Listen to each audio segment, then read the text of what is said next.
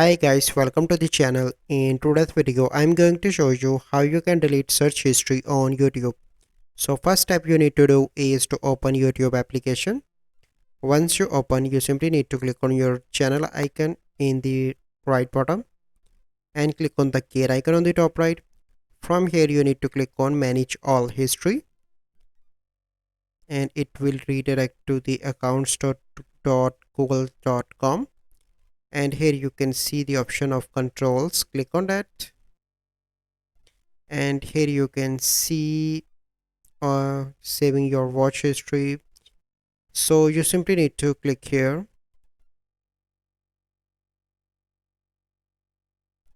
and you simply need to turn off and delete all your history from here.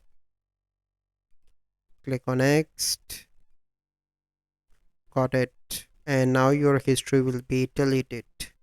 So this is the process. I hope you find this video helpful. If you find this video helpful, must like this video, subscribe to our YouTube channel for future videos. We'll see you in the next video. Thank you. Have a good day.